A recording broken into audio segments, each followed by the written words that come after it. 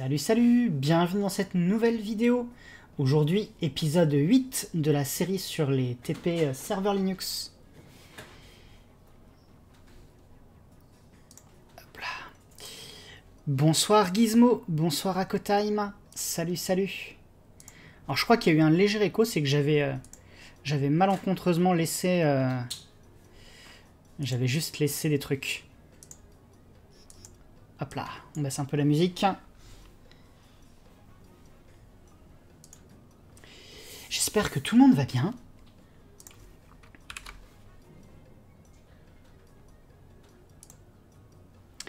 Hop là.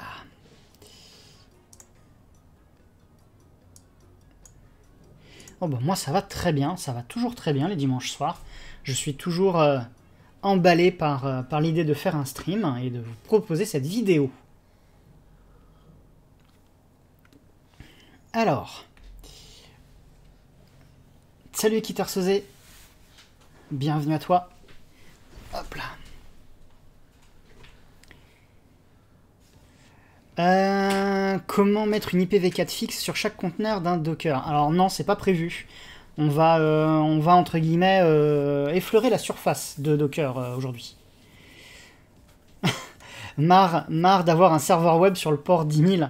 Il y a peut-être moyen que j'y fasse quelque chose. Il y a peut-être moyen. Je garantis pas que ce sera une solution fantastique, mais on peut peut-être faire quelque chose.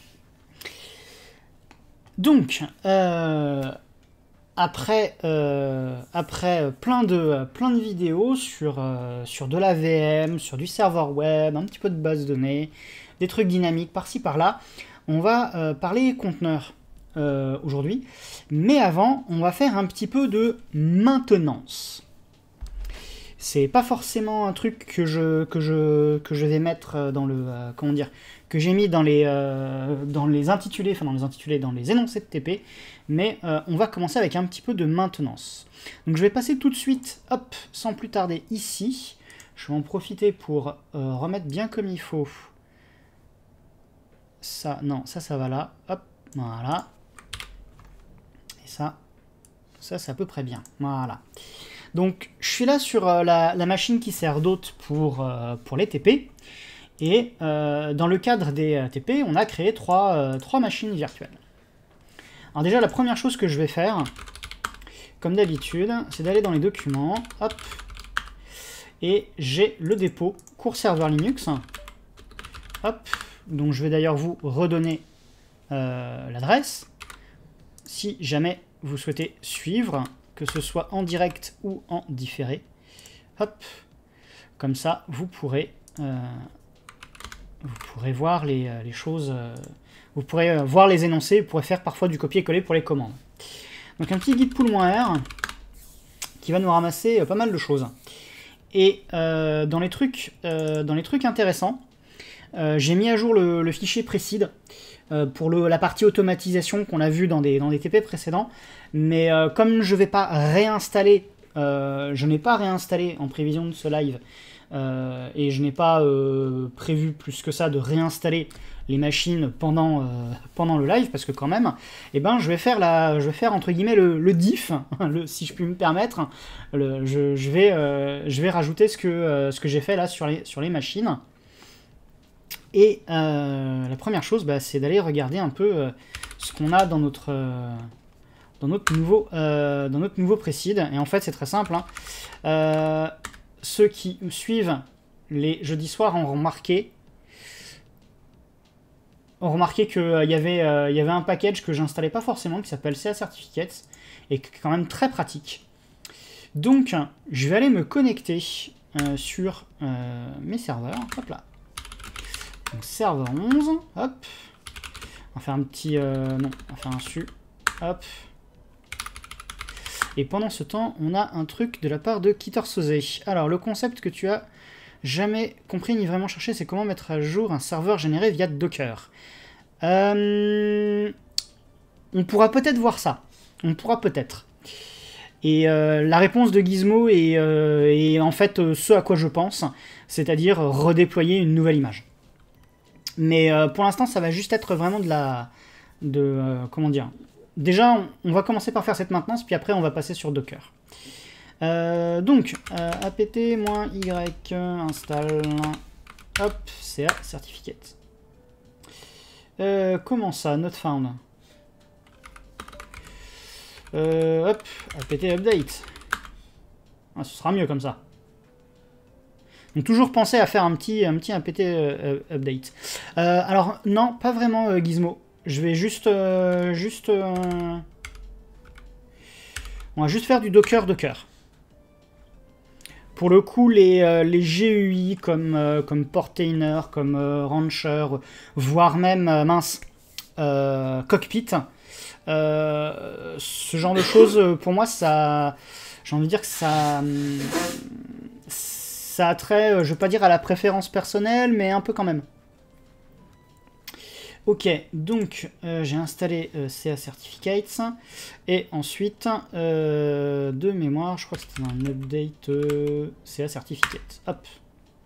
Voilà. Donc en gros, à quoi ça correspond ce package et la commande que je viens de lancer? C'est juste pour que lorsque je fais un wget, un curl, ou parfois certaines autres commandes qui vont se connecter à un serveur web, en particulier en HTTPS, eh ben, c'est pour que les certificats HTTPS soient correctement pris en compte et que le truc balance pas une erreur en disant mais je connais pas ton certificat donc je refuse de m'exécuter. J'ai eu quelques petites blagues en préparant les TP en fait. Donc je le fais ici, mais je vais surtout aller le faire sur serveur 13 puisque c'est sur celui-ci qu'on va travailler aujourd'hui. Donc pareil, hop, je passe route. Un petit apt update, toujours. CA certificate, hop. Ah, celui-là il est déjà installé. Ok, j'avais dû... Ah, donc c'était dimanche dernier que j'avais eu le souci? J'avais fait un petit curl. Ouais, c'est ça, quand j'étais allé chercher plus que XML ou des trucs comme ça. Ok. Donc lui, il est bon. Un autre truc, une autre blague que j'ai eue, lorsque j'ai préparé ce TP, c'est un truc qui s'appelle AppArmor. Je ne sais pas si certains ou certaines d'entre vous êtes familiers avec ce truc, mais en fait, AppArmor, c'est une fonctionnalité de sécurité qui est activée par défaut dans Debian et Ubuntu. On pourrait la rapprocher d'une autre fonctionnalité qui, elle, est plutôt déployée dans le monde Fedora et qui s'appelle SE Linux, pour Security Enhanced Linux. Donc ces deux systèmes-là,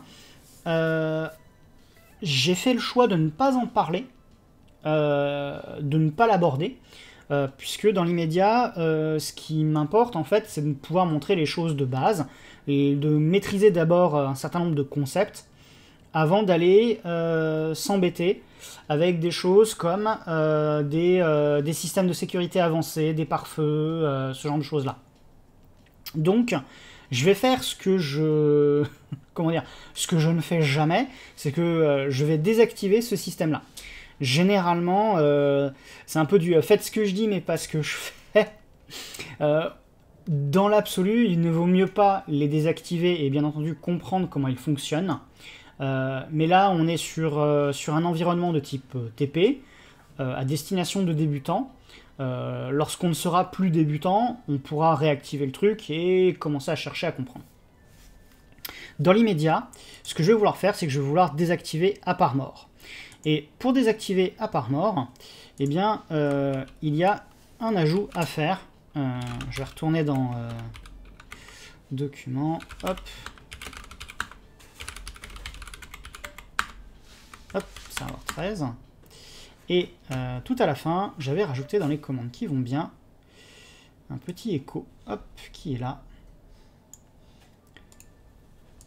Voilà, on va se reconnecter sur serveur 13.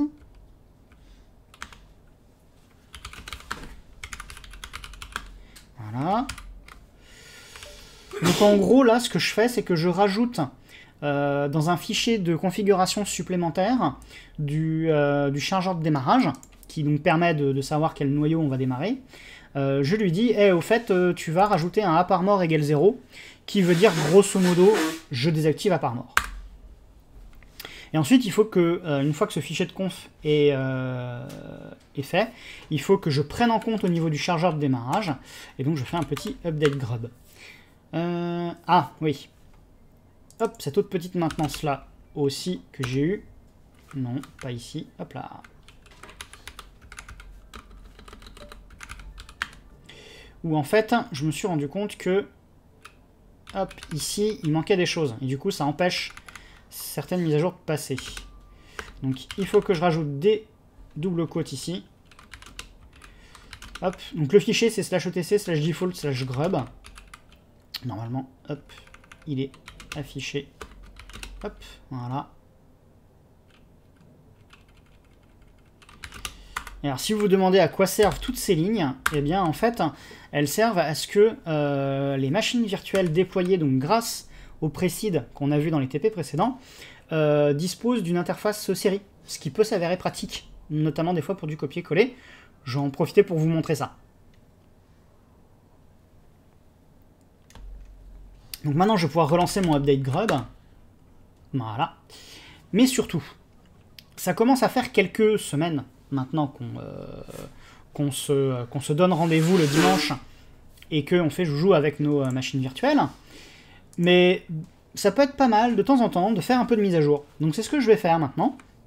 Puisque si je fais un apt update, donc pour aller récupérer la liste des dépôts, enfin le contenu des dépôts, il me dit, au fait, il y a 25 packages qui peuvent être mis à jour, et regarde la liste de ce qu'on peut avoir. Alors, il y a pas mal de choses, notamment, des mises à jour noyaux, par exemple, qui vont nécessiter un redémarrage. Donc, allons-y, apt upgrade. Hop. Donc oui, on veut continuer. Et une fois qu'on a fini de mettre à jour, alors bon, il va prendre un peu son temps.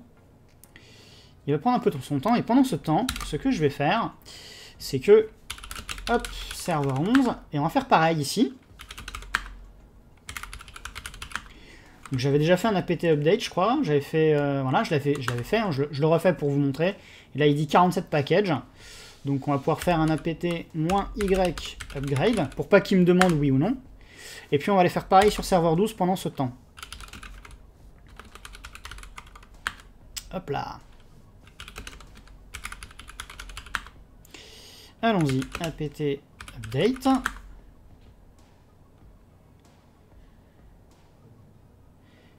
Et alors si vous êtes vraiment en mode je voudrais, comment dire, je voudrais gagner du temps, et bien ce qu'il est possible de faire, c'est de faire ça, et puis de lui dire, au fait, quand tu as fini, si ça s'est bien passé, et bien tu fais un apt-y pour, comment dire, pour ne pas attendre qu'ils nous disent oui ou non, upgrade. Et si vraiment, on est paresseux, on peut dire que si jamais la commande précédente s'est bien passée, on reboot. Tout simplement. Voilà. Et j'ai plus qu'à passer sur les autres écrans.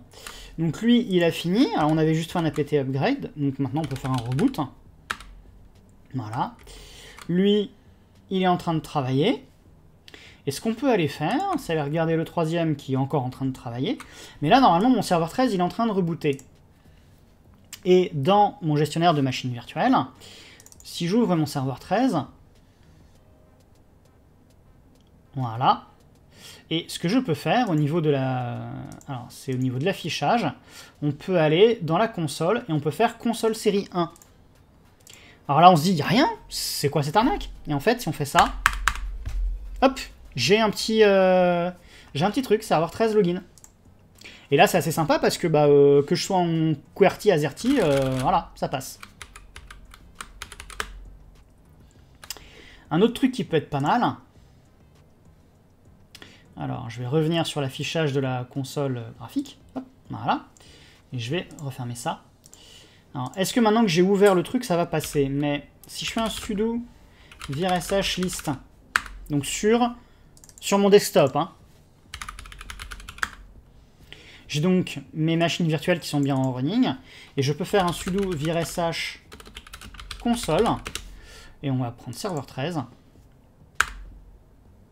Et là, en fait, c'est la console série qu'on a vu tout à l'heure. Et donc là, je peux faire, student password. Oh là. C'est moi où il a commencé à m'afficher des choses sur le password. Login incorrect.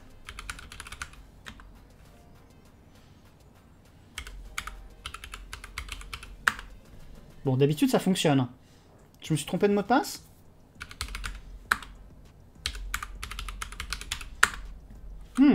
Amusant.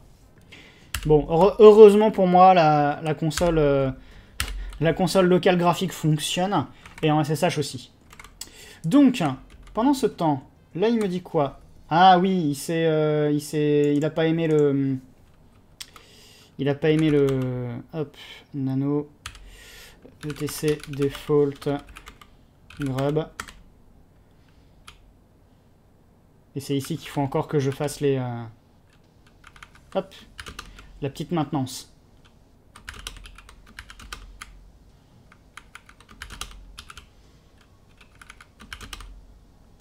Hop.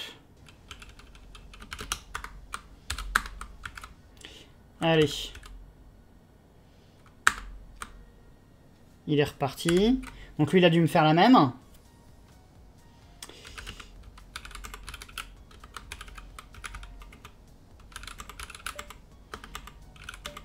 Hop. On redescend.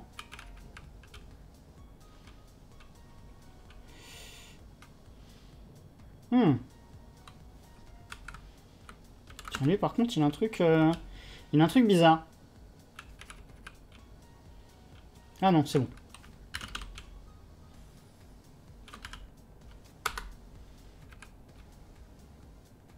Hop là.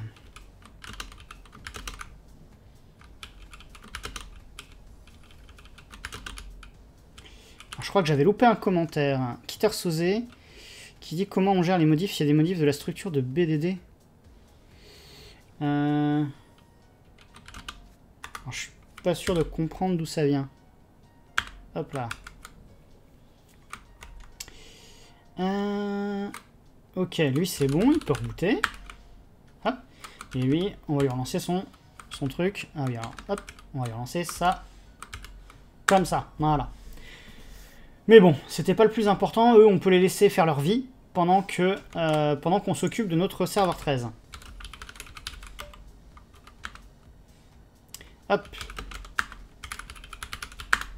Bien, bien, bien.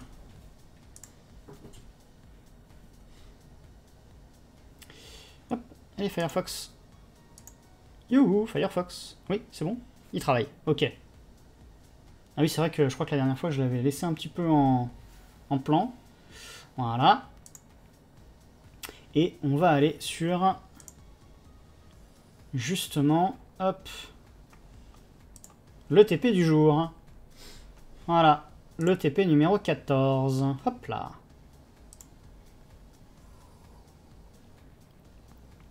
Alors, tu parlais de la mise à jour des conteneurs BDD MySQL. On verra pas encore ça. J'ai pas eu le temps de préparer la partie stockage permanent. Alors,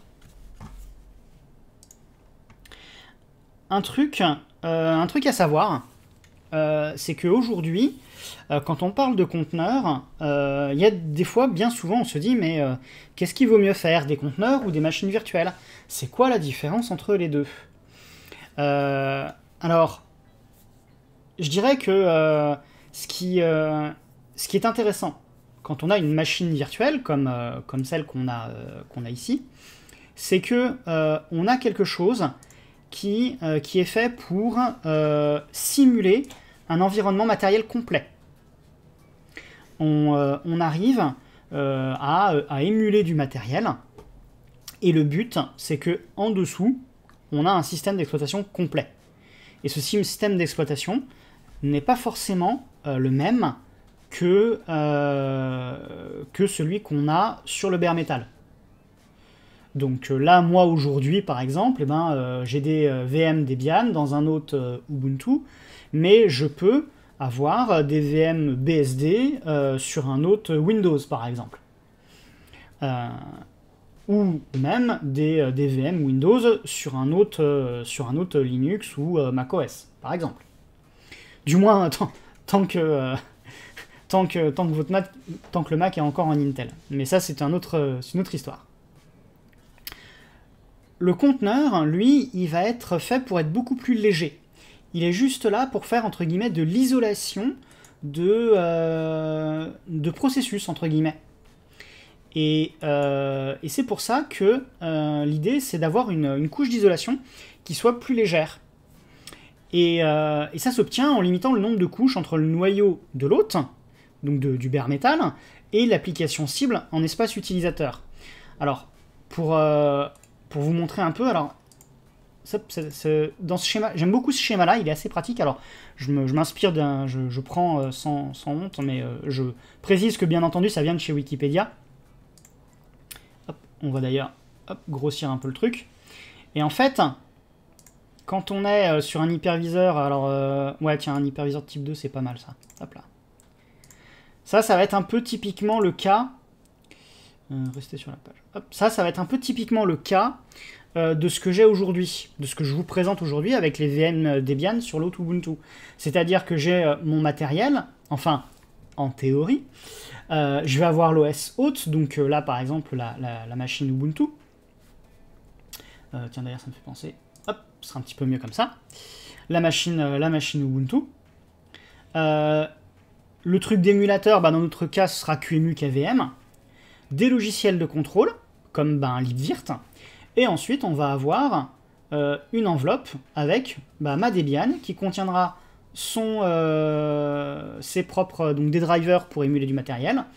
L'OS invité avec son propre noyau qui est différent de celui de l'autre. Et ses propres outils en espace utilisateur. Dans le cas d'un conteneur, on va avoir notre OS hôte avec son noyau qui va être utilisé par l'isolateur et par les outils en user space. On pourra essayer d'ailleurs de... faudra que je pense... J'aurais peut-être pu le mettre dans le TP d'ailleurs maintenant que j'y pense. C'est que, par exemple, si on a un serveur web qui tourne dans une machine virtuelle, si je fais un PS sur l'hôte, je ne vois pas le processus du serveur web. On peut faire l'essai maintenant. Hein. Là, si je suis sur serveur 13, que je fais un petit top... Oula, il n'y a pas grand-chose. Si.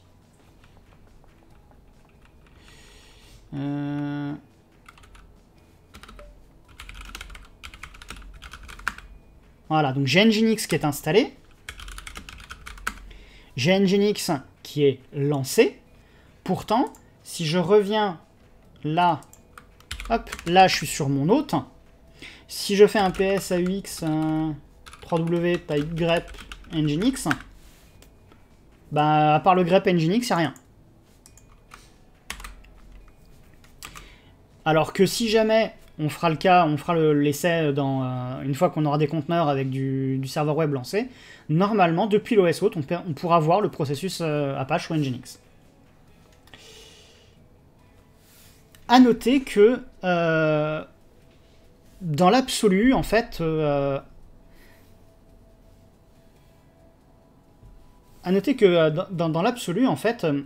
aujourd'hui, en tout cas dans le monde Linux, les conteneurs en soi, ça n'existe pas. Oui, je sais, je viens de vous parler de conteneurs et là je viens de vous dire que ça n'existe pas, c'est un peu bizarre. Mais je vous rassure, c'est parce qu'en fait, ce qu'on appelle un conteneur, en fait, ça va être un ensemble de technologies mises ensemble. Et c'est pour ça que c'est intéressant de voir avec ce schéma-là, c'est que, en fait, le logiciel de conteneur, en fait, c'est un isolateur. Et il va utiliser des techniques d'isolation. Ça peut être chroot, ça peut être namespace, les cgroup, des trucs avec systemd ou SE Linux ou AppArmor. Voilà, il y a moyen de faire de l'isolation de processus. Et tout cela, ça, en fait, on vient ensuite récupérer des images qui sont juste des ensembles de fichiers mis dans une sorte d'archive ou de système de fichiers. Et donc, il existe plusieurs technologies de conteneurs. Et ces technologies vont varier selon le système d'exploitation. pour vous montrer à quel point le concept de conteneur n'est pas si récent que ça, un système d'exploitation assez ancien, Solaris, qui a été créé par Sun, qui aujourd'hui maintenant appartient à Oracle, ils ont un concept qui s'appelle les zones, qui se rapproche très fort des conteneurs. Sous FreeBSD, on a le système de Jails. Alors sous NetBSD, on a aussi Sailor, fait par l'ami Emile, mais ça reste pour l'instant assez anecdotique. Et puis sous Linux, on a plusieurs solutions. On a la plus populaire qu'on va voir ce soir, qui est Docker, et il en existe d'autres comme LXC ou Podman. Alors, pourquoi du coup est-ce que je vous montre Docker aujourd'hui? Bah, c'est parce que c'est la plus populaire. Moi perso, quand j'essaye de faire joujou avec du conteneur, généralement j'ai tendance à utiliser Podman. Mais c'est peut-être parce que je suis un fanboy Fedora Red Hat. Donc on va commencer par installer Docker. Salut Azram, bienvenue à toi.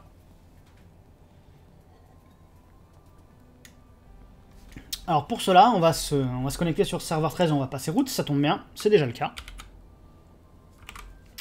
Et puis on va installer un paquet qui s'appelle docker.io. Alors pourquoi pas Docker? Ça va être la première question.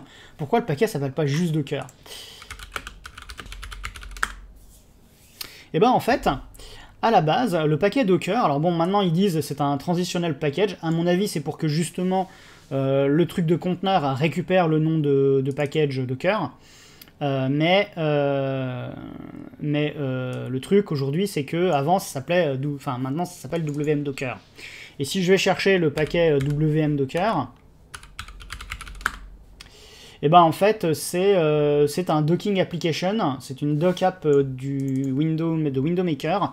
Window Maker qui a un environnement de bureau libre qui a pour particularité de ressembler à comment ça s'appelait, Next Step, qui était l'environnement de bureau des machines Next. Je sais que pour certains ça pourrait peut-être être un truc un peu abscon de très loin dans le passé, mais en gros Next c'était une société qui avait été créée par Steve Jobs quand il avait été gentiment remercié par Apple, et le look du bureau des machines Next, c'est le look de l'environnement graphique Window Maker. Et en fait, voilà, c'est une sorte de système tray. Et donc le paquet avant s'appelait Docker, et maintenant il s'appelle WM Docker. Et donc il y a donc maintenant le paquet Docker juste tout court, c'est un paquet de transition. Et donc je ne serais pas surpris que dans quelques releases de Debian, le paquet Docker devienne un méta-paquet pour le Docker de conteneur. Dans le même genre de blague comme ça, dans les collisions de noms de package, il existe un jeu vidéo qui s'appelle Chromium BSU, qui à une époque, le nom du package était Chromium, sauf que Chromium c'est aussi le nom du projet de base du navigateur web Chrome de Google.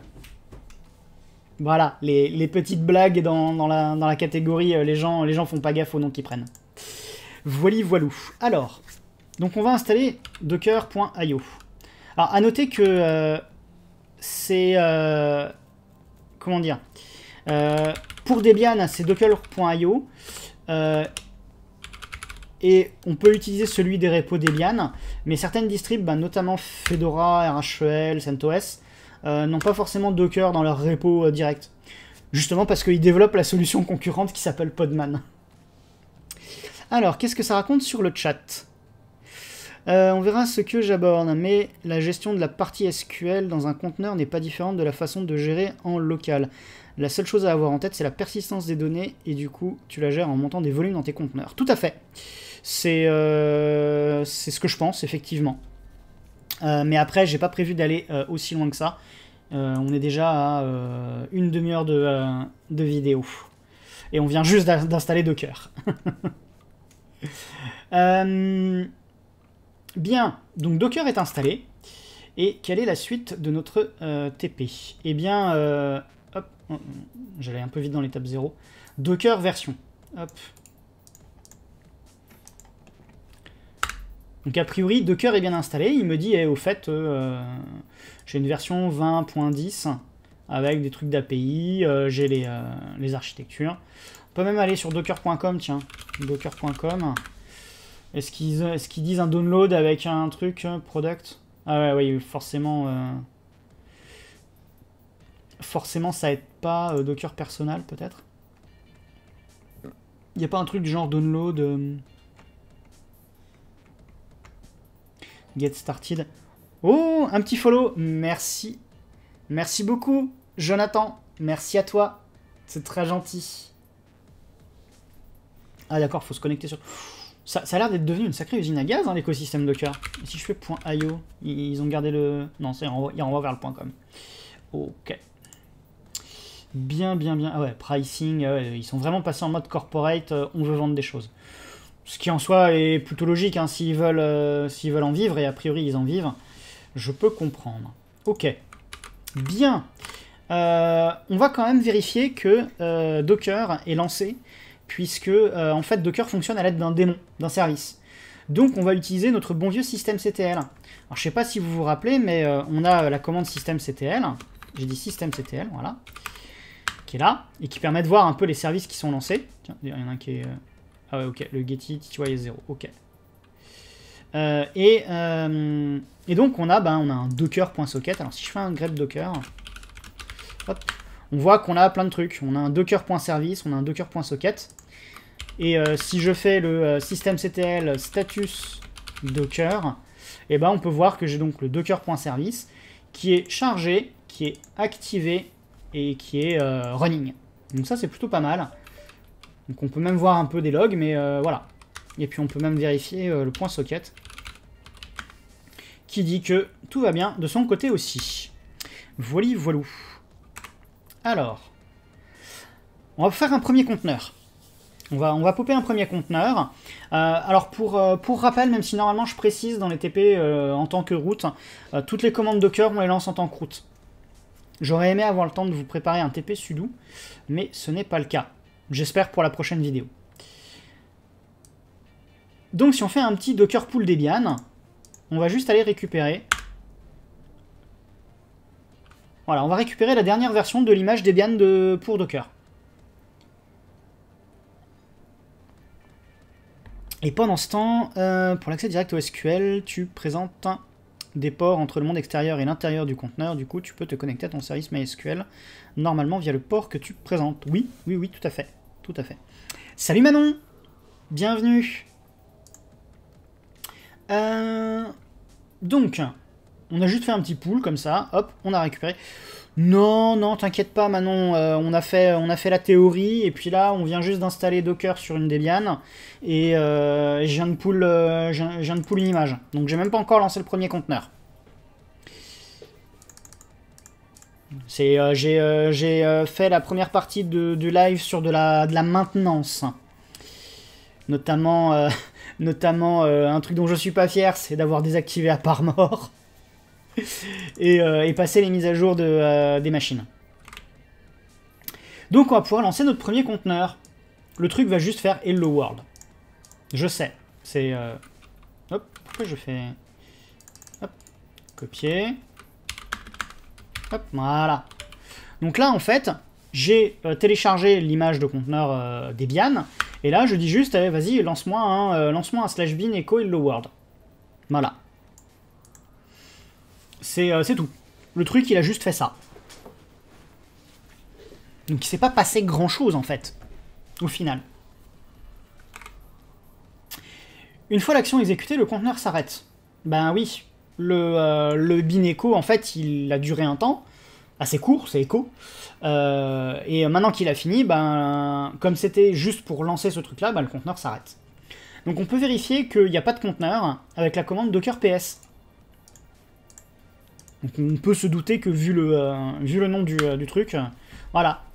Donc il se passe rien, et on peut voir que docker ps permet d'avoir des trucs genre container id, image, commande, voilà, des choses utiles. Et si on fait un ps-a, docker ps-a, pardon, et ben on peut voir que là, au fait, il y avait un conteneur, je dis bien il y a presque une minute, qui était sur l'image Debian avec un certain ID et qui a été créé et qui a exité. Et d'ailleurs, ce qui est marrant, c'est que le conteneur avait un petit nom, sad easily. On va maintenant relancer une autre commande, et cette fois-ci, hop là. Et cette fois-ci, oh, des choses ont changé. On a le prompt qui a changé. Vous voyez, avant j'étais dans root at server 13 tilde, qui est donc mon répertoire de départ. Et là, je suis sur un truc avec ce qui ressemble à être un ID, slash. Puis je fais un pwd, maintenant je suis dans slash. Puis si je tente des trucs genre top, command not found, ps, command not found. Si je fais un df-h, non, -h, pas -hh.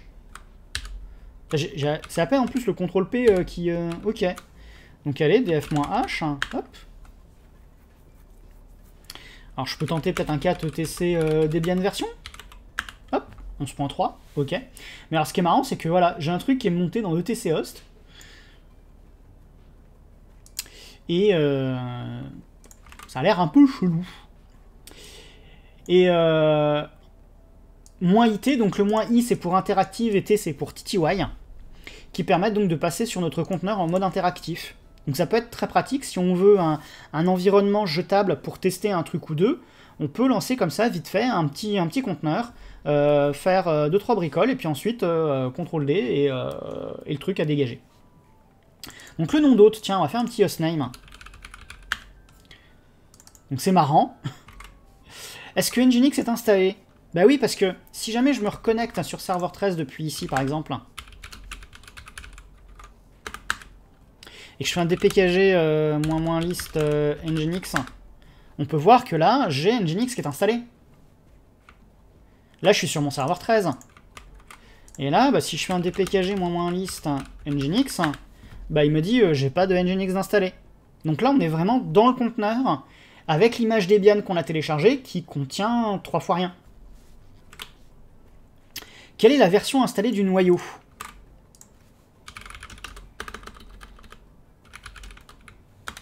Eh ben, on a un noyau 5.10.0 release 13, alors qui est en fait un 5.10.106-1. Hop, et là, si je fais un petit uname -a, je dis -a, pas .0a, hop, et ben voilà, j'ai la même chose. C'est même un kernel cloud, hein. Hop, kernel cloud, exactement la même release.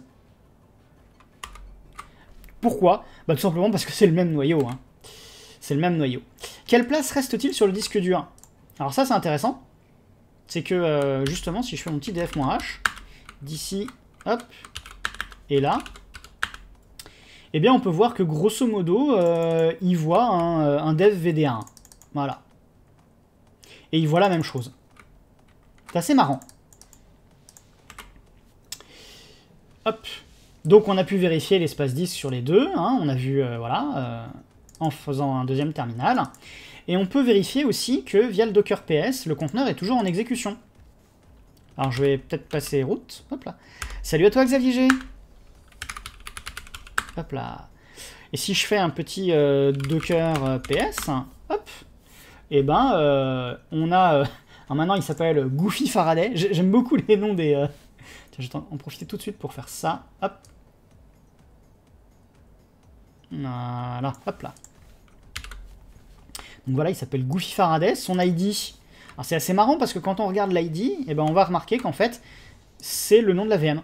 Enfin, bah, de la VM, pardon pour le lapsus, c'est le nom du conteneur. Enfin, c'est voilà, enfin le nom au niveau du prompt. Donc en fait, le prompt dans le conteneur met l'ID. Et il l'utilise comme hostname au niveau du système. Hein, puisque donc, hop, je le refais. Le hostname, c'est donc l'ID du conteneur. Donc c'est toujours notre image Debian. La commande qui a été lancée par le conteneur, c'est bien bin bash. Et donc, eh ben, ça fait 3 minutes que je joue avec. Maintenant, on va pouvoir quitter le conteneur. Hop. Je fais mon petit CTRL-D ou exit. Et là, on voit que je suis revenu sur serveur 13. Mais la question, c'est... Qu'est-il advenu du conteneur? Est-ce qu'il existe? Est-ce qu'il n'existe pas? Pour l'instant, tant que je n'ai pas répondu à la question, c'est un conteneur de Schrödinger. Il existe et il n'existe pas. Je vais... un conteneur de Schrödinger. Oui. Donc, tant que je n'ai pas encore lancé mon Docker PS, on ne sait pas si le conteneur fonctionne ou fonctionne pas. Ouais, bah écoute, les grands esprits se rencontrent, Manon.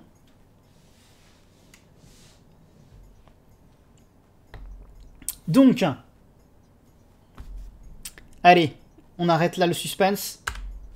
Le conteneur n'est pas. Enfin, n'est plus. Et tout à fait, Azram, la commande a été terminée, du coup, plus de conteneur. Tout à fait. Et si je fais un PS, Docker PS-A, on peut voir que donc bah, il a rejoint la liste des conteneurs. J'ai envie de dire... non, non.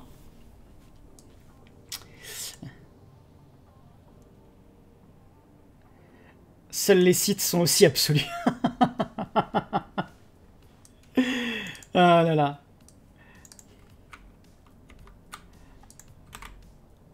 The force is strong with this one. Donc, on va relancer maintenant notre conteneur en mode interactif. Ce qu'on a fait, hein, ce qu'on avait là, voilà, en mode interactif. Et cette fois-ci, hop, voilà, je le relance à nouveau. Hein, je refais un Docker PS. Donc là, j'ai à nouveau un conteneur. Cette fois-ci, il s'appelle Intelligent Morse. Et on va vérifier depuis un autre terminal qui, voilà, c'est ce qu'on a fait. On va revenir dans le shell du conteneur et on va utiliser un raccourci clavier CTRL-P puis CTRL-Q. Donc je suis là et je fais CTRL-P, CTRL-Q. Alors ce qui est assez sympa, c'est que sur un clavier américain, sur la première ligne, il y a le P tout à droite et le Q tout à gauche. Et sur un clavier français, bah faut par contre changer d'une ligne.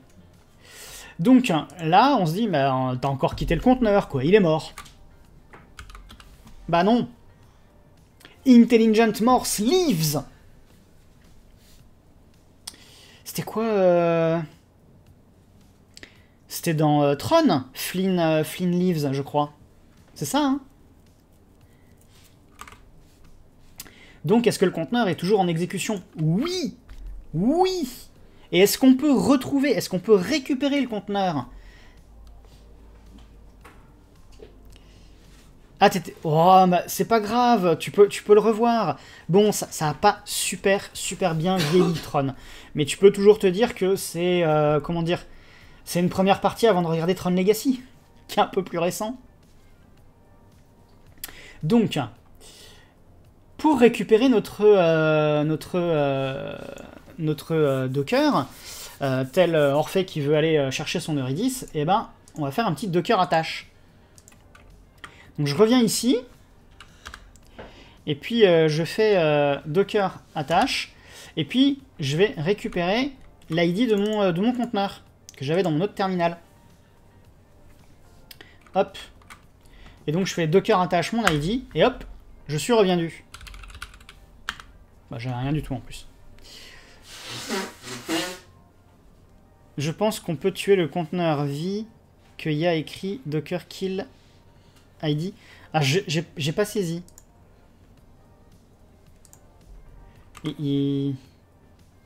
Hop. Bon, d'accord, ok.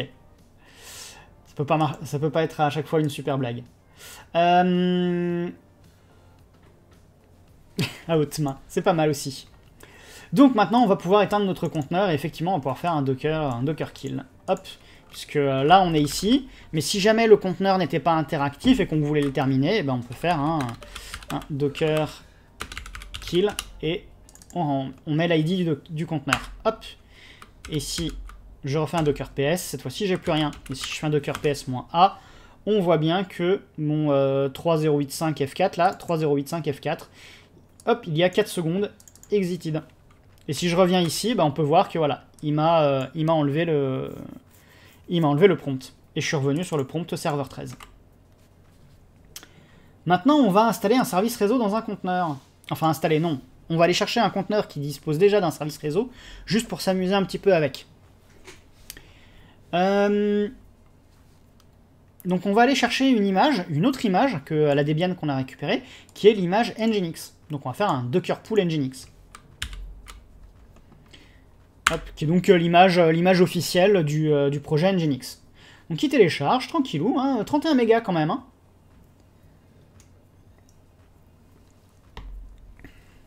Et d'ailleurs, c'est l'occasion de montrer justement dans le côté fonctionnel, quelque part, les différences entre les VM et les conteneurs. Les VM, on va avoir tendance à les créer soi-même.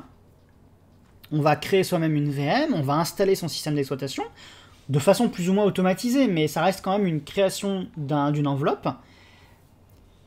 Merci pour le follow, Lumicode. Merci beaucoup à toi.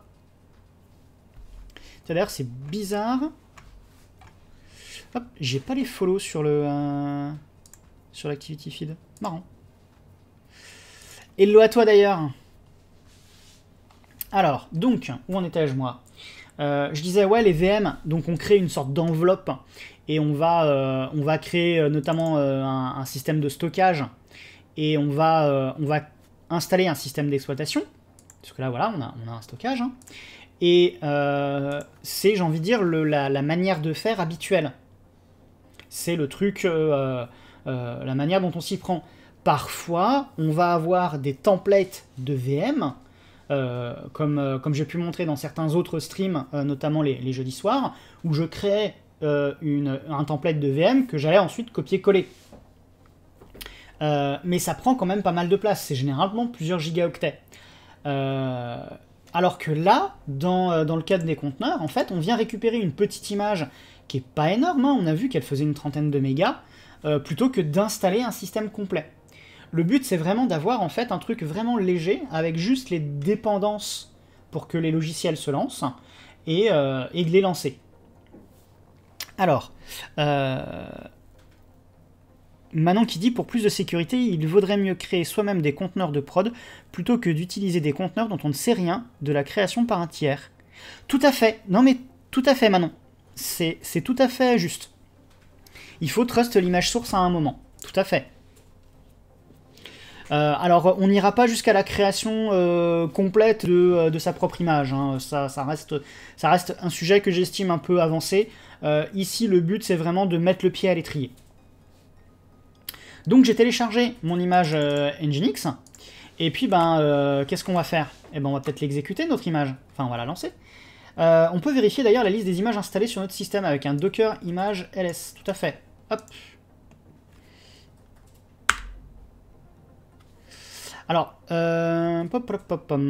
donc là j'ai bien mon image Nginx qui est arrivée et mon image Debian qu'on avait vu tout à l'heure et qui font dans les 100 mégas. Donc ouais, il y avait, comme c'était une archive, elle devait être compressée et là c'est bon. Alors, Lumicode. Alors comme Azram vient de répondre, TP ça veut dire travaux pratiques. Et oui, sysadmin, administrateur système, tout à fait. Donc le métier d'administrateur système pour gérer des serveurs. Maintenant que j'ai mon conteneur, enfin mon image de conteneur Nginx qui est là, on va pouvoir lancer notre conteneur. Et là, on se rend compte qu'on va le lancer en mode privilégié, le -P, et on va faire un petit truc bizarre avec des numéros de port. On va le lancer puis on va voir. J'aime beaucoup ce que tu dis, Azram. On fait jouer avec des systèmes d'exploitation toute la journée. Hop. Voilà, donc là, il est un peu verbeux. Hein, il dit qu'il a trouvé des scripts, machin, il fait des choses. On a un Nginx, ok, c'est cool. Et ensuite, on va aller sur 192.168.122.13, qui est l'adresse IP de serveur 13, et on va aller sur le port 8080. Ah oui, je suis complètement d'accord, c'est génial comme boulot. C'est tellement génial que j'en cause les dimanches soirs. Et donc voilà, welcome to Nginx. Et alors si je reviens sur mon terminal, et ben là qu'est-ce qu'on voit? Et au fait, alors bon, il a essayé de récupérer la favicon, mais il n'y arrive pas. Mais il a fait un get favicon. Il est où le get slash? Il est là le get slash, voilà. On peut perdre un peu en espérance de vie, oui, effectivement. Ça... Je serais même tenté de dire que des fois on y perd aussi en cheveux. Enfin, moi de toute façon j'étais condamné niveau cheveux. Hein.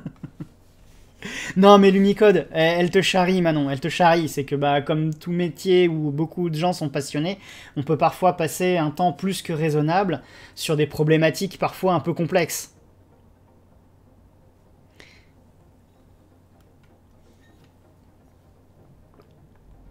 Et les informaticiens sont connus pour être notamment, j'ai envie de dire, forts consommateurs de café. Ce qui n'est pas mon cas. Ce qui n'est pas mon cas. Certains pourraient dire que je ne suis pas un vrai informaticien parce que je ne bois pas de café.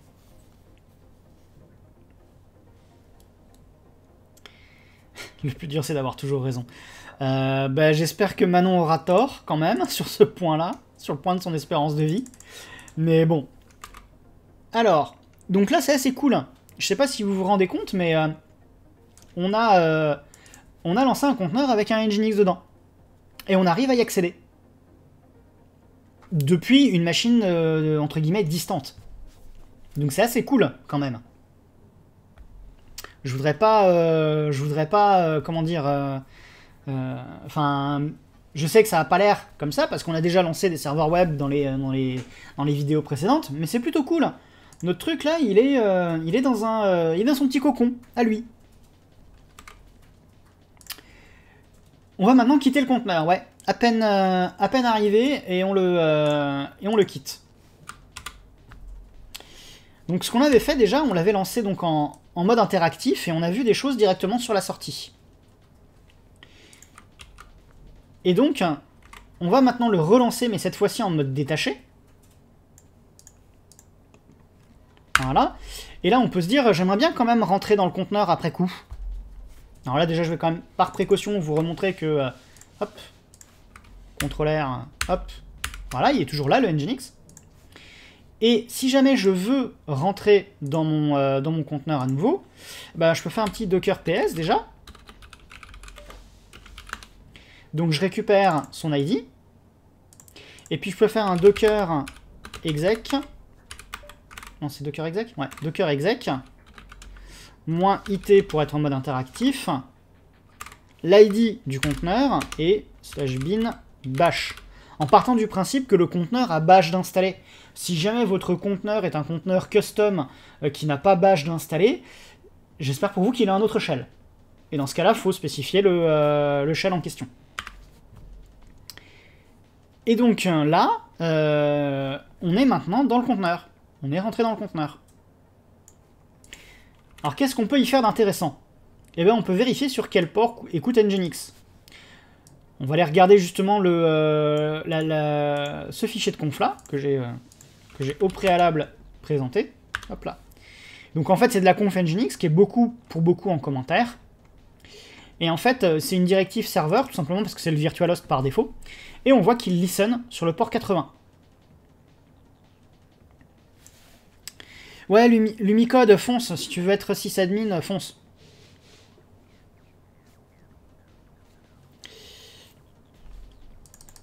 Alors, on a donc notre Nginx qui, dans son conteneur, écoute sur le port 80 et qui est exposé, grâce à Docker, sur le port 8080.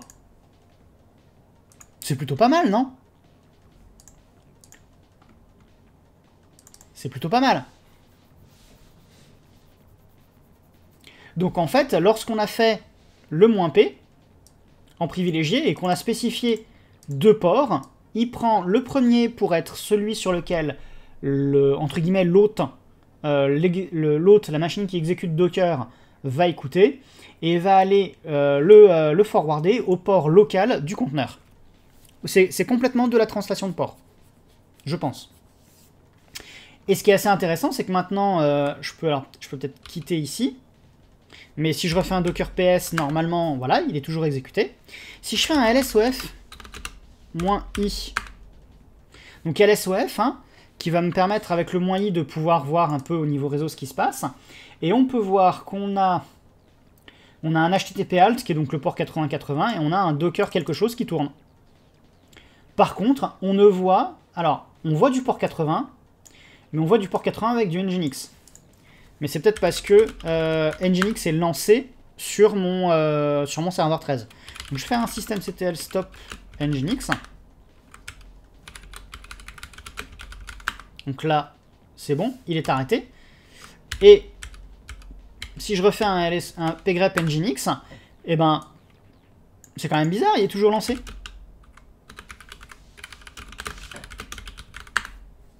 Nginx, master process, worker process. Je refais mon LSOF-i. Et donc là, eh bien, on ne voit absolument plus rien en termes de port 80. On a juste le port 80-80 qui est là. Alors, qu'est-ce que ça raconte dans le chat?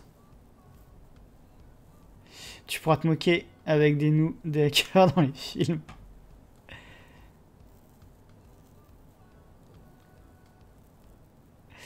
Alors oui, Mr. Robot est une série fantastique, mais ça reste de la fiction. Il y a beaucoup de choses qui sont effectivement... qui ont été... comment dire? Ils ont eu des consultants pour que tout reste très plausible. Merci pour le follow. Merci pour le follow, Vinston. Mais Mr. Robot reste avant tout une œuvre de fiction. Même si c'est une excellente œuvre, je l'admets.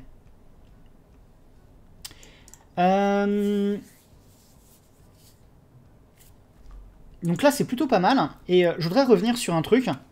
C'est que... donc là, on a un Nginx qui tourne. Alors que si je fais un systemctl status de Nginx, mon Nginx, il est pas lancé.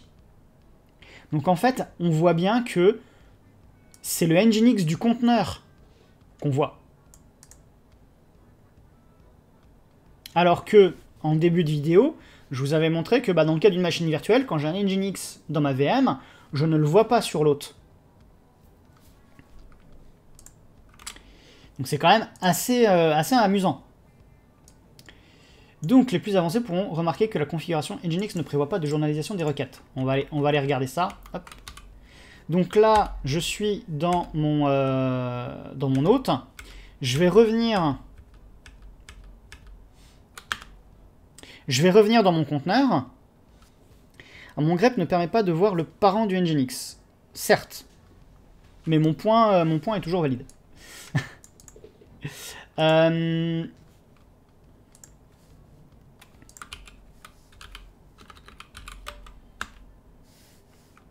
Ah zut, je l'ai pas là. J'ai PHP qui tourne toujours d'ailleurs. Hop, donc je reviens dans mon conteneur. Et on va aller regarder à nouveau le contenu de... hop, voilà. Et en fait, on peut remarquer un truc, c'est que l'access log, dont on a entendu parler dans les vidéos précédentes, lui, il a été mis en commentaire. Et alors, ce qui est amusant, c'est quand on regarde dans var log nginx, en fait, il a mis access log sur dev stdout et error log sur dev stdr. C'est pour ça que quand on avait lancé le conteneur en mode non interactif, il nous envoyait sur la sortie standard lorsqu'on faisait des requêtes. Voilà, donc Nginx ne prévoit pas de journalisation des requêtes. Hey, merci pour le follow, Oxycraz. Alors, Jonathan, je te connaissais pas, mais j'adore ton contenu. Étant moi-même sysadmin Linux, tu fais du bon. Merci. Ah, merci beaucoup. Ça me touche, ça me touche. C'est pareil, là, depuis tout à l'heure, il y a eu quelques follow. Franchement, c'est super agréable. Merci beaucoup à toutes et à tous. Hein. Alors... Maintenant qu'on a vu qu'on pouvait faire du réseau un petit peu, qu'on pouvait voilà, avoir des flux réseau qui tiennent entre nos conteneurs et nos hôtes, on va refaire ici un petit docker ps. Non, un docker ps, pas un moins a. Voilà, et puis on va faire un docker kill. Hop, non. Hop, non, pas le bon. Hop, voilà.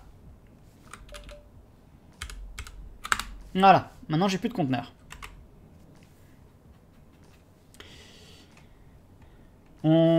Alors soit la persistance des données, soit je le fais à l'arrache hein, si j'ai le temps, soit ce sera la prochaine fois.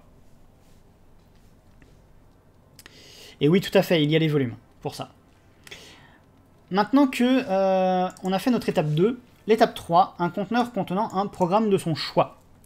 Donc on va lancer un conteneur Et ce conteneur, il va juste faire apt-get update, apt-get -y. Tiens, d'ailleurs, j'aurais pu laisser juste apt pour installer Nginx. Alors vous allez me dire, mais on a déjà un conteneur qui a déjà une image Nginx. C'est plus pour l'exemple. Hein.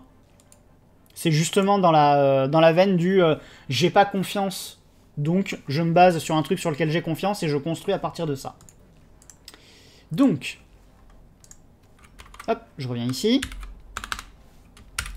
Et je lance mon petit Docker. Donc je lance un conteneur Debian qui va exécuter un bin bash -c avec dedans plusieurs commandes.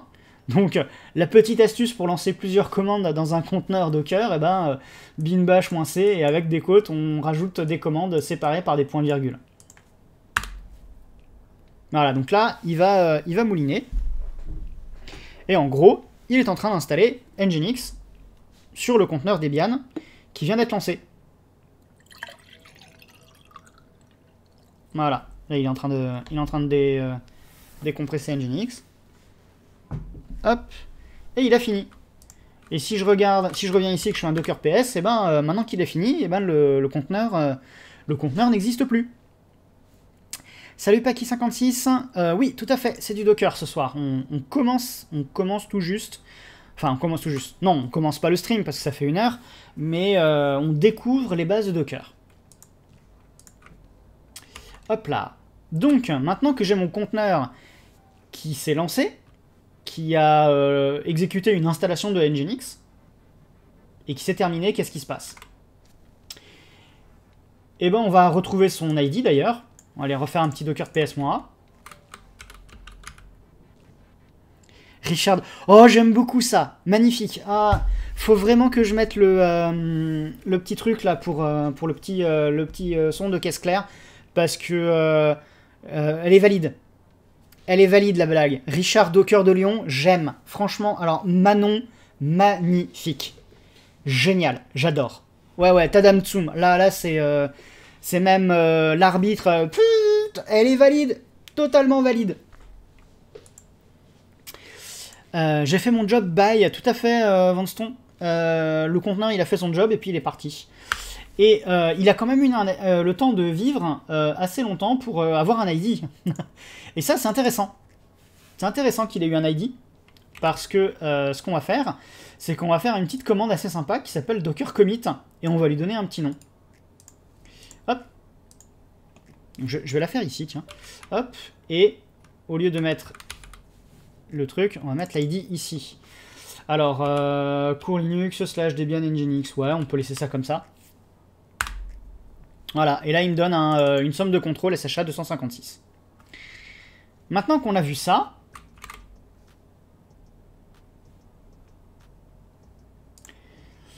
oui tout à fait, c'est tout à fait vrai Manon, ça permet de tester l'install d'un package et si ça marche, tu peux le faire en vrai, tout à fait. Et donc on va vérifier avec docker image ls que l'image existe maintenant, parce qu'on a créé une image en fait. On s'est basé sur une image existante, et on a une image en local qui s'appelle cours-linux / debian-nginx. Donc là, c'est plutôt pas mal. Elle a été créée il y a 26 secondes. Et on va pouvoir la lancer. Hop. Donc là, on la lance encore une fois en mode interactif et avec bin bash. Voilà. Et là, je suis dans mon conteneur. Et si je fais un petit dpkg -list nginx, j'ai mon petit nginx. Sauf que si je quitte mon conteneur, non, je vais pas quitter mon conteneur, je vais hop me mettre ici. Là, j'ai rien, j'ai pas de nginx qui tourne. Alors, cette image n'hérite pas de nginx, Manon. C'est une image qui hérite de Debian. Quand j'ai lancé mon image et que j'ai installé Nginx, je vais remonter. Hein. Hop, on va remonter encore. La commande que j'ai lancée, c'est docker run Debian, qui est donc le nom de l'image Debian.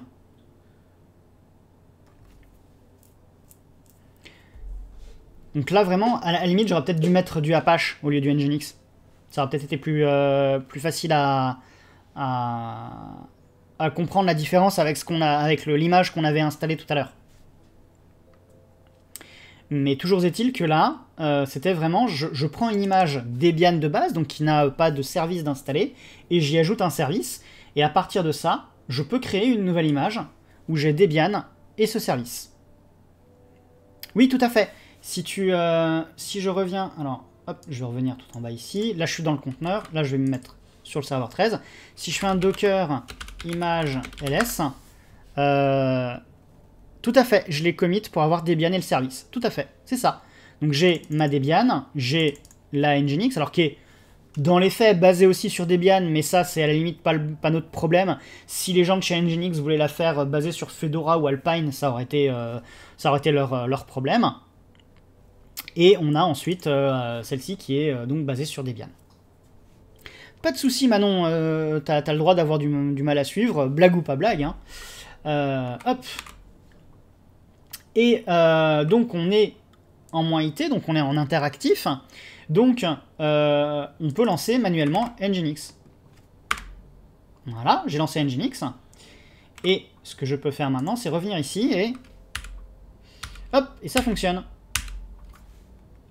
Par contre, si ensuite je fais petit CTRL-C, je suis toujours dans le conteneur. Ça marche encore? C'est quoi cette blague? Ah oui, c'est qu'il s'est lancé en mode démon, donc fatalement, il tourne encore. Si je viens ici, que je suis un PSAUX, pipe nginx, docker run it, ouais, ok, master process, usr bin nginx, ok. Ok. Voili voilou. Donc il répond, et maintenant on peut couper le conteneur. Donc, hop, je suis où là? Hop, je quitte. Voilà, j'exit. Alors si j'ai juste exit, qu'est-ce qui se passe? Voilà, il n'y est plus. Docker ps, il n'y est plus. Petit truc d'ailleurs, vous avez pu remarquer tout à l'heure que j'avais fait un docker image ls. Alors, hop, alors, Kitarsosé, qui se répète. Cela lui semble ok pour des données statiques, mais pas pour des données qui vivent dans le temps. Qui varient dans le temps, tu dois louper un truc dans ma procédure. Alors pour le moment, on est purement sur de l'éphémère. Là actuellement, Kitarsosé, c'est juste de l'éphémère.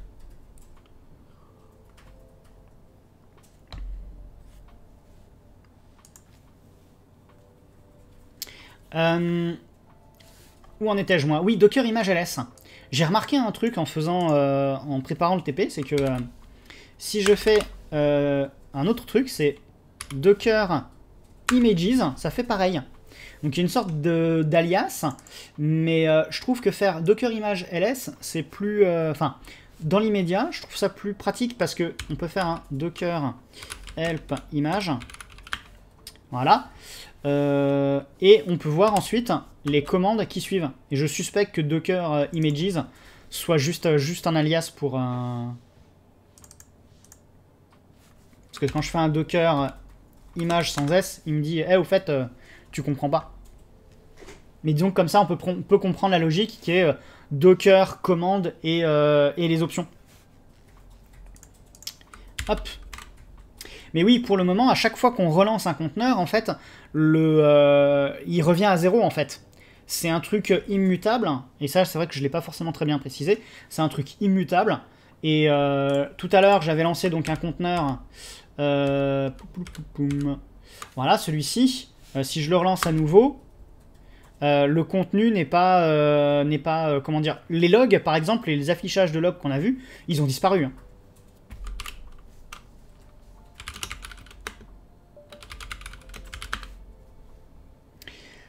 L'idée, clairement, c'est de packager une appli dans une image Docker et de la déployer. Tout à fait, Manon. Donc là, de toute façon, voilà. Hop. Donc maintenant, on va aller faire un conteneur personnalisé, mais un petit peu plus complet, plutôt, avec un Dockerfile.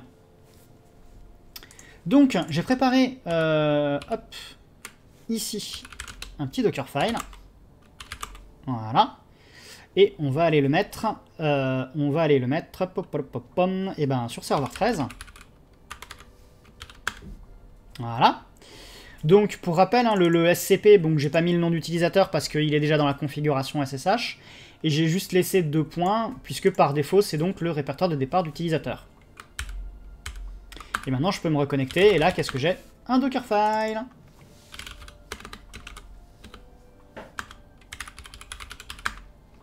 Hop. Donc là, je suis dans le home de route, donc j'allais dans le home de students. Et j'ai mon Dockerfile. Et on va construire notre image. Mais cette fois-ci, on va jeter quand même un œil au contenu du Dockerfile. Hein, où j'ai juste from Debian. Donc je me base sur un conteneur déjà existant. Avec, il faut remplir quelques trucs, hein, genre le mainteneur. On peut ensuite lancer toute une suite de commandes. Et on peut exposer un flux réseau. Donc là, on va exposer le port 80. Et ensuite, on lance une commande. Donc, pour construire notre image à partir de ce Dockerfile, eh ben, on a une commande de Docker qui s'appelle build. Et on lui donne ensuite un nom. Et on va mettre // parce que on est dans le répertoire où il y a le Dockerfile.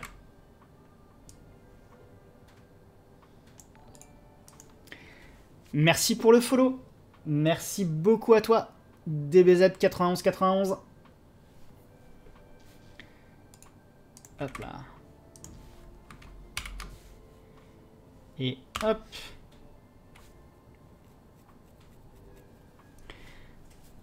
Donc voilà, il est en train de... il arrive, donc on avait déjà une image Debian. Il est en train de s'installer.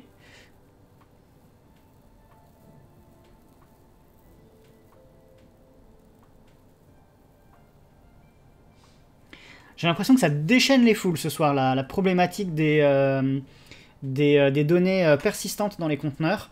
Je pense que du coup il y aura un TP bis sur Docker, puisque j'avais pas eu le temps de gérer cette histoire de persistance.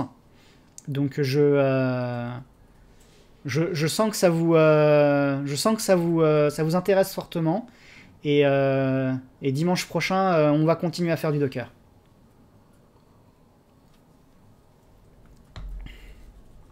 Alors, il a l'air d'avoir fini.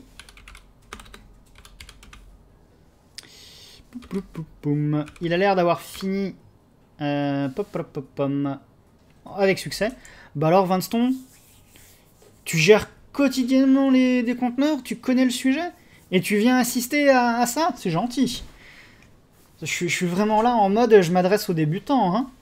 J'espère que tu t'ennuies pas trop. Tu viens vérifier que je raconte pas de bêtises. Ça va, j'espère que je m'en sors bien. Bon, bah maintenant on va lancer le conteneur hein, avec notre image personnalisée, puisque notre image personnalisée qu'on a appelée donc cours Linux / tiens d'ailleurs on peut faire un petit docker image ls. Donc on a la Debian et la Nginx qu'on avait téléchargée, la Debian Nginx qu'on avait créée, et la Debian Apache 2 qu'on a créée après. Alors Oxytraz, non, c'est pas prévu au programme de le faire avec des conteneurs LXC. C'est un truc que je pourrais envisager de faire une fois que j'aurai terminé la saga TP Server Linux. Ça peut être pas mal effectivement d'aller découvrir LXC.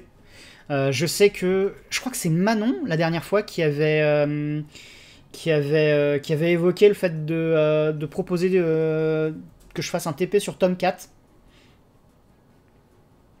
Donc c'est pas des trucs qui étaient à la base. Mais une fois que j'aurai terminé la série sur les choses que je veux aborder, je pense que ce sera des thématiques que ouais, je pourrais envisager. Et salut à toi Axel Link. Donc on a nos images, c'est cool. Oui, alors Azram, t'inquiète, du truc Java, ce sera vite fait. Hein, on va pas non plus... Bien, bien, bien. Donc, j'ai... Est-ce que je l'ai lancé au moins, mon conteneur? Non, je ne l'ai pas lancé. Je savais bien que j'étais en train de me perdre. Donc, je vais le lancer en mode détaché, en mode privilégié, pour rediriger le port 8080 de l'hôte vers le port 80 de mon conteneur. Et mon conteneur, ce sera le cours Linux Debian Apache 2. Hop.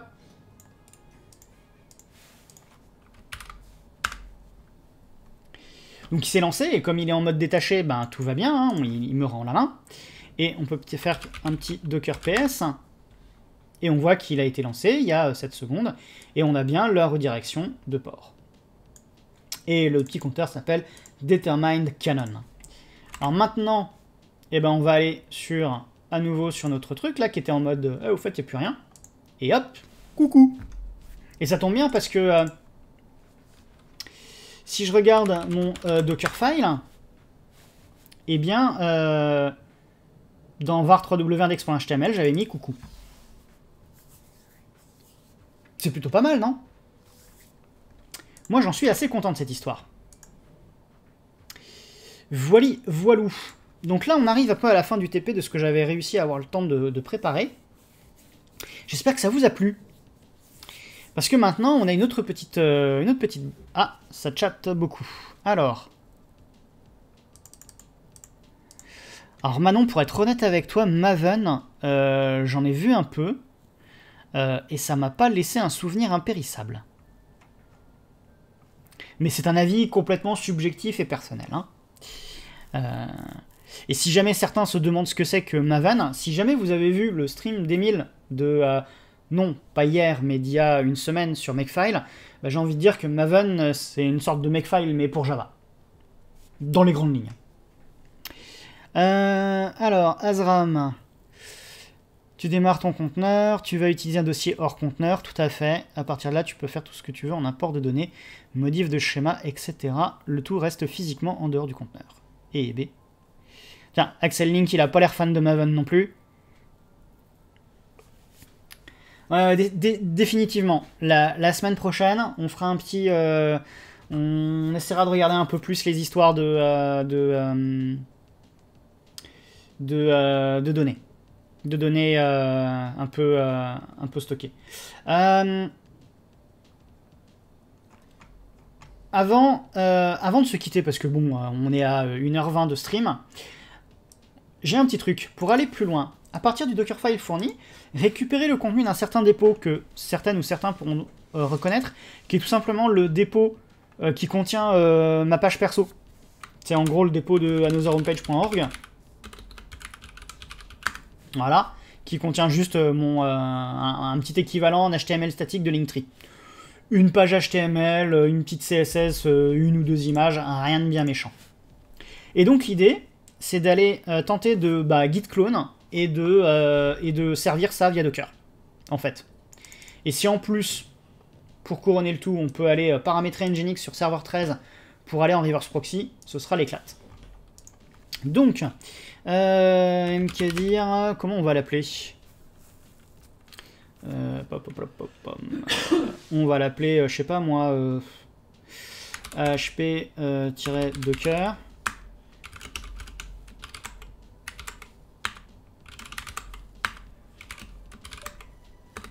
Hop. Alors ce qu'on peut faire, c'est de faire un petit... Tiens d'ailleurs, question à la con. Là je suis sur serveur 13.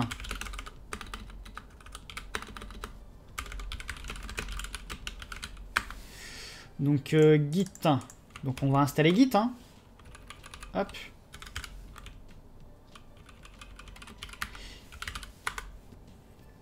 Au lieu du echo coucou.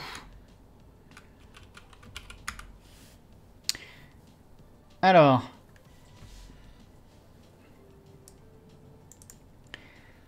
La seule... Oula, le chat est à fond hein, ce soir. On a lancé les sujets qui déchaînent les foules entre le stockage permanent, enfin persistant de données sur les conteneurs et ensuite les technos Java et en particulier Maven. Ça vous déchaîne. Il y a quelqu'un qui veut faire un troll via Emacs ou pas? Non? Peut-être?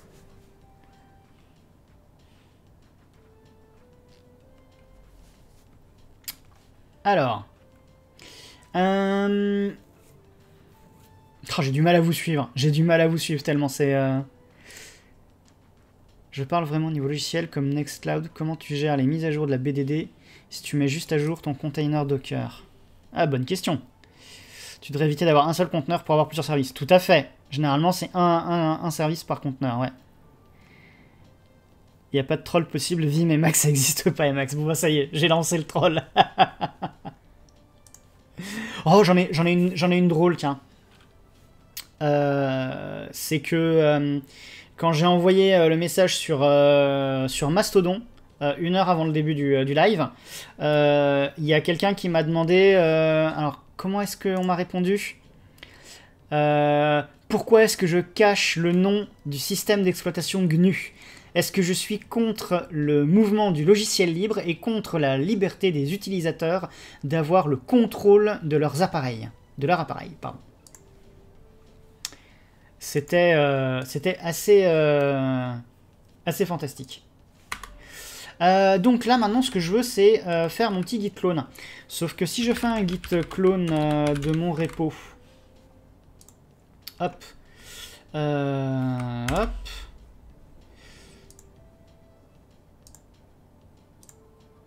Voilà. Que je viens ici. Le truc qui m'embête, là, c'est que je ne sais pas dans quel répertoire il va cloner. Je ne sais pas dans quel répertoire il va cloner. Et l'idée, si je reprends mon Dockerfile à la base, là je suis quoi? Je suis sur serveur 13, home, student. Donc j'ai un Dockerfile de base qui allait var3w html. Donc ce que j'aimerais bien, c'est mettre le contenu du répertoire content dans var3w html.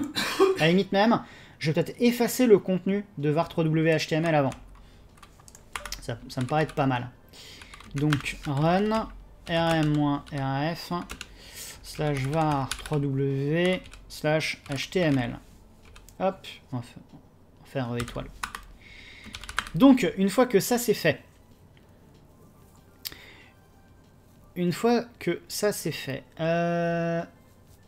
donc l'idée c'est que je voudrais cloner ça et ensuite balancer le content dans... donc à la limite, est-ce que je peux git clone dans un répertoire donné? J'ai un petit trou de mémoire. Hop là. Man, si je fais git clone, normalement je crois qu'il y a une... Hop. Est-ce qu'on peut le mettre dans un répertoire? Ouais, directory, directement comme ça. C'est cool ça. Pop, pop, pop, pom. Donc, ce qu'on peut faire, c'est le clone dans /tmp. Voilà. Et ensuite, on fait un petit run mv de /tmp anotherhomepage.org. .org. Alors dans ce cas-là, ce que je vais carrément faire, c'est... Voilà. /content dans /var alors dans ce cas-là, qu'est-ce qui t'arrive, Winston? Ça va pas marcher? Hop. /tmp / ah, c'est anotherhomepage.org. Ça va pas marcher. Ah. Pop, pop, pop, pom. Alors attends, déjà var 3w html. Bah non, je voudrais que le content devienne html en fait. Alors ça devrait le faire, non? Il ne faut pas que le dir existe déjà.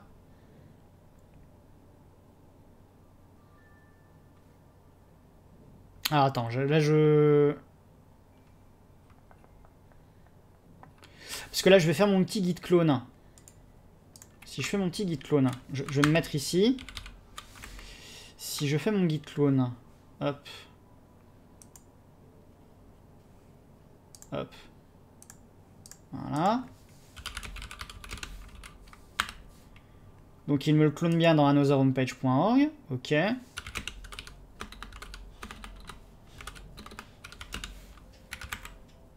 Voilà. Donc... Ah, tu veux que je le clone directement dans var3w html? Alors attends, si je le...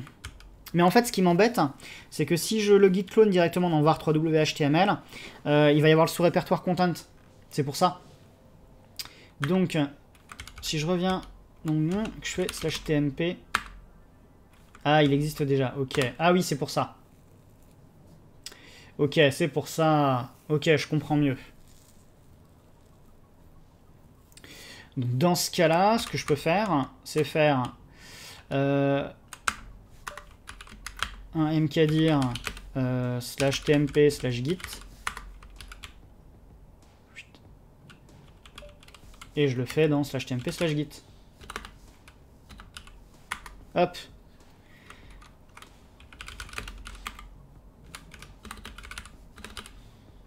Retire ce mkdir. Oh, tout de suite. Ok, bah ça passe là comme ça.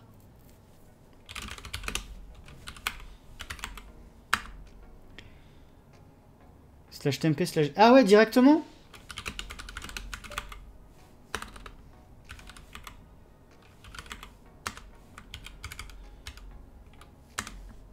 Ah ouais, il le crée tout seul. Ok.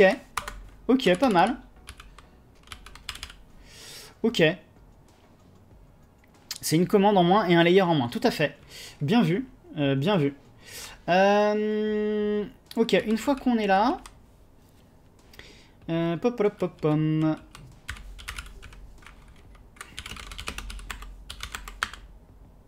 Donc j'ai mon content.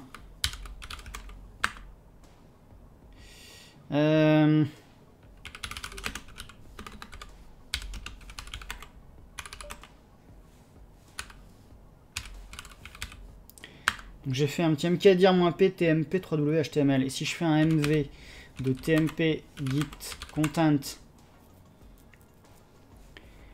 les multiples apt install te trigger. Ah, bon, on va tout remettre en un seul. tmp git content. Si je fais ça dans tmp 3w html, hop. 3w html. Ah, il y a le répertoire content.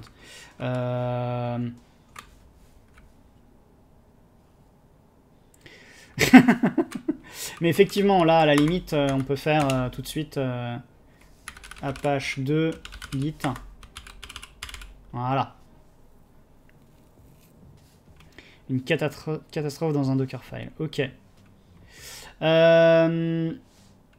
Ouais, donc je vais rm et le content.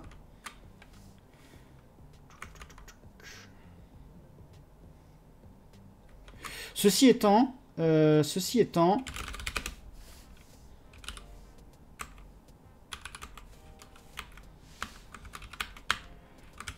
j'ai quoi en...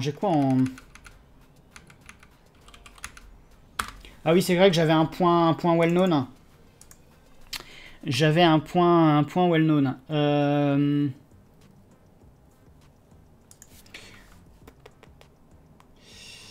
Je vais partir du principe que j'ai pas rsync. Hop. Rsync. Et au lieu de faire un mv, on va faire un rsync. Voilà, on va pas s'emmerder. Hop.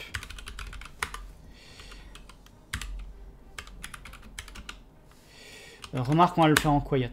Hein, on va pas... Hop. Du contenu de content dans var 3w html. Voilà. Il n'y a pas de souci, Vanston. Il n'y a pas de souci. Hop là. Alors. Bon, ça m'a l'air pas trop mal, là. Allez. Ce qu'on va faire, c'est qu'on va faire un petit build. Hop. Et on va l'appeler AHP. Tiens, hop là. AHP à page 2.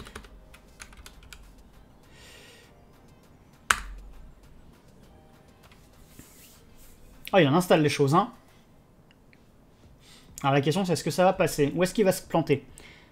Je pense qu'il va se planter, hein. Je suis d'un optimisme, c'est assez fou.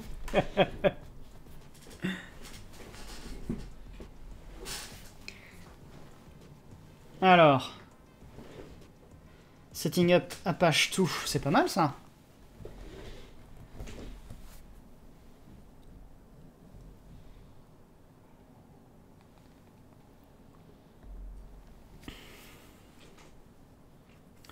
Voilà, il run le git clone. Alors, tmp git anotherhomepage.org content file, no such file or directory. Alors, déjà, tiens, on va le faire tout de suite. -no-install-recommands. Même si je crois que par défaut maintenant il est à false, hein, le install recommands. Mais ok.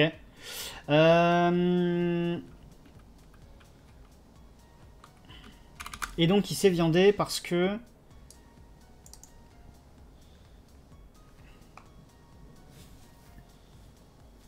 Alors, on a failed no such file or directory. Alors, je vais refaire mon petit test.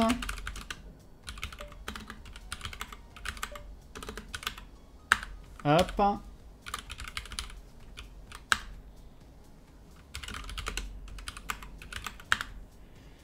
Ah, il est directement dans tmp git. Ok. Donc à la limite, ça veut dire que là, hop. Voilà. Allez, c'est reparti.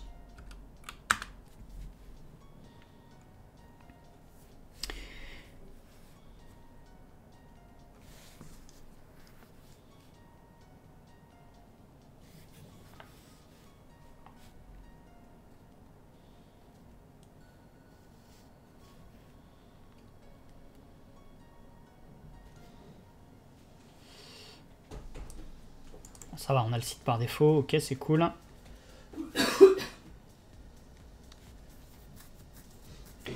Unable to access. Server certificate verification failed. Ah. Ah oui. Ça, c'est le problème des CA certificates. Donc, il va falloir que je lance un update. Alors, soit je dis à Git, t'occupe. Mais je sais pas comment lui faire. Ou ça... Ouais, alors, il y a le CA cert, effectivement. Alors, moi, c'était CA certificate que j'avais vu.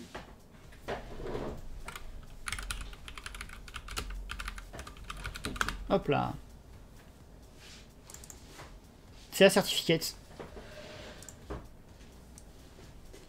Hop.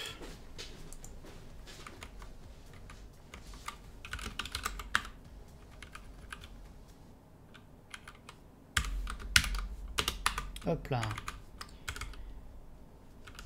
Allez, c'est reparti. Mais je suis pas sûr qu'il... Parce que je crois qu'il faut que je lance la commande d'update. On ne désactive pas la vérification des certifications. En effet. C'est effectivement plus safe d'installer vraiment la gestion des certificats.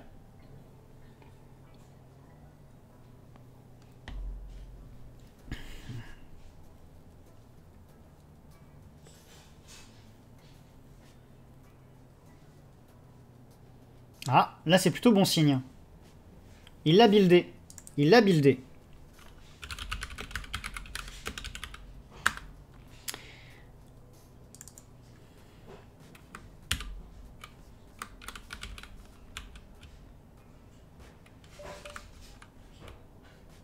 Je l'ai appelé comment déjà? Hop. Cours Linux AHP à page 2. Hop. Voilà. Et là, qu'est-ce qu'il me dit? Qu'il s'est viandé. Ah, port already allocated. Tiens, j'ai un... ah bah oui, il est déjà lancé. Ah non, il y avait déjà un autre. Allez, docker kill. Hop. Voilà. Et c'est reparti. Docker ps. Donc normalement, j'ai un truc qui tourne. J'ai des Apache. Alors que si je fais un dpkg moins liste... Voilà, il y a un moins de trou. J'ai pas d'Apache 2. Donc là, je reviens ici. Et ça marche. Ah bah, Vinston, je pense que on va te demander de revenir la semaine prochaine. Hein.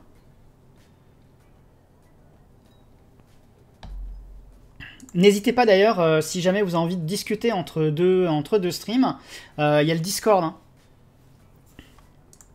Parce que là, je sens que les conversations étaient fort intéressantes, donc n'hésitez pas à aller les continuer là-bas. Bon, alors maintenant qu'on a ça, c'est assez cool. Mais ce qu'on peut faire maintenant avec notre serveur 13, etc nginx, alors je vais aller dans le nginx qui est là. Site enable, qu'est-ce qu'on avait comme site? On avait un serveur 13, hop, avec un proxy pass. Allez, alors on va enlever nos location PHP machin. Voilà.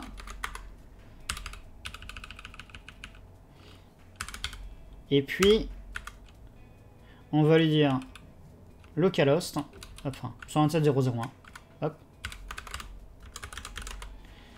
80.80. Alors c'est moche, c'est pas suffisant, très clairement, mais le but c'est juste en une ligne d'avoir un reverse proxy. Hein. Hop. Alors, je fais un restart, mais c'est plus par réflexe. Tiens, il en veut pas, j'ai oublié un truc.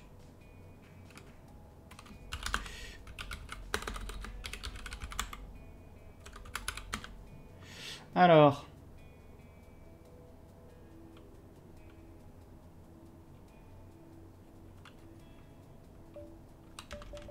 Tiens.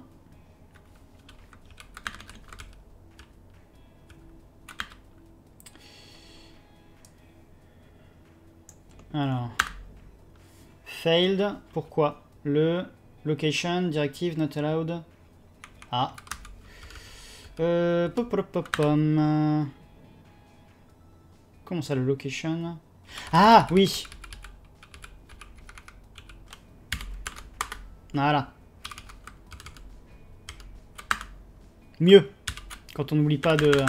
Et donc, c'était lequel que j'avais modifié? serveur13.example.com. Donc maintenant, si je vais sur serveur13.example.com, et ben voilà. Et tout ça, ça tourne dans le conteneur. Enfin, tout ça. J'ai mon Nginx. Donc, on avait vu il y a quelques épisodes qu'on pouvait paramétrer en reverse proxy. Et on a le serveur Apache qui, lui, est dans un conteneur. Alors, effectivement, les logs du serveur Apache, là, si je redémarre le conteneur, ben, ils disparaissent. Mais je trouve ça assez intéressant. Alors certes, on n'a pas vu comment le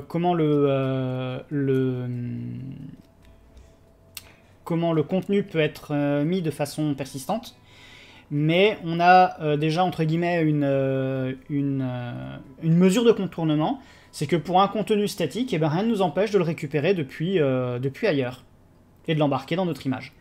C'est un peu moche, mais ça marche. Bien. J'espère que ça vous a plu. Hop, on va se remettre comme ça pour finir.